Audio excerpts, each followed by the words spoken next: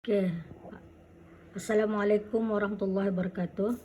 Kita dimasuk lagi pelajaran haji ya, sambungan daripada tajuk penyembelihan. Ini perkara-perkara yang berkaitan yang hari itu kita belajar berkaitan dengan binatang disembelih. Ada tu 1 hingga nombor 4 masalahnya. Ini nombor 5 lagi.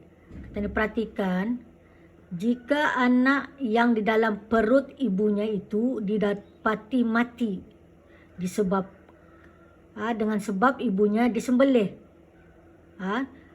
Kan tadi kerbau itu contohnya, kerbau itu tadi betian.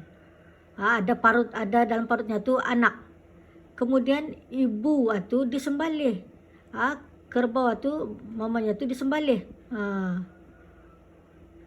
Jadinya anak yang dalam perut itu pun dengan sendirinya pun indah bergerak, kira matilah. Anaknya tidak bergerak sesudah ibunya disembelih dalam masa yang tidak lama. Artinya lepas saja mamanya kena sembelih, dapat itu anaknya pun indah bergerak, artinya indah lama. Artinya di sini hukumnya adalah halal dimakan. Kalau nombor 6 masalahnya, jika anak yang di dalam perut ibunya itu didapati mati dengan sebab ibunya disembelih, anaknya bergerak sesudah ibunya disembelih dalam masa yang panjang, kemudian ia diam. Yang di atas tadi itu ibunya sembelih, anaknya ikut mati juga, dah lama. Yang keenam ni lawannya nih, lawannya ibunya disembelih, kemudian anaknya tu masih lagi dalam perut tu bergerak-gerak dalam masa yang panjang. Mamanya sudah kena sembelih tu mati sudah, tapi anaknya masih bergerak dalam perut mamanya tu dalam masa yang panjang, baru dia diam lepas satu, maka hukum dagingnya adalah tidak halal. Daging anak kerbau tu lah tu.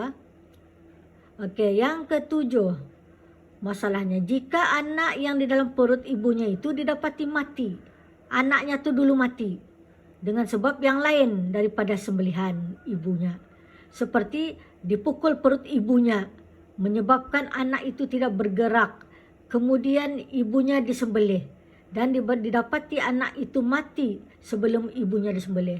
Faham tu? Faham kamu kata? Katanya belum lagi ibunya kena sembelih, anaknya dulu mati dalam parut itu. Apa sebabnya mati? Karena pukul parut mamanya tu, dia tak menyebabkan dia mati, indah lagi bergerak-gerak, maka hukumnya tidak halal dimakan anak kerbau itu. Kemudian kita lihat masalah nombor 8.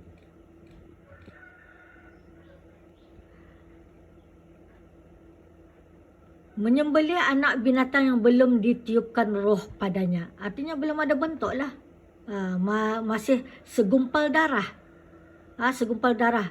berbentuk bulat, darah baru, belum ada lagi roh-roh, belum ada bentuk-bentuk lagi, kepalanya pun belum ada, semua belum ada, baru segumpal darah, maka tidak halal dimakan.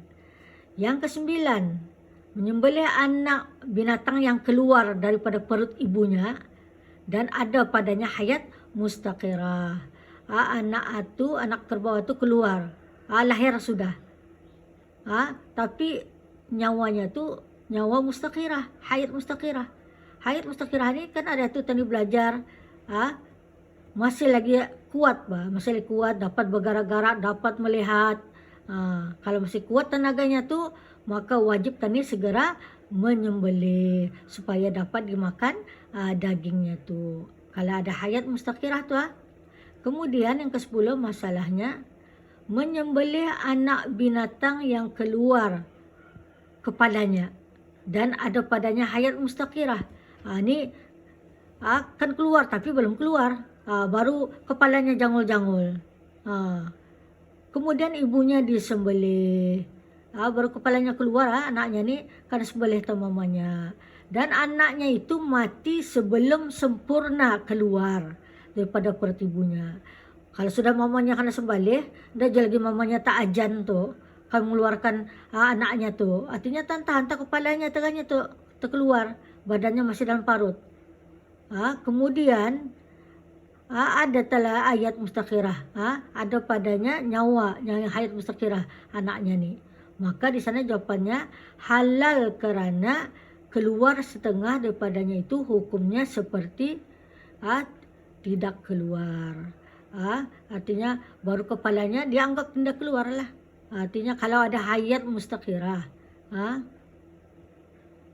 halal dimakan kerana keluar setengah tu dikira tidak keluar. Itulah masalah bagi penyembelihan.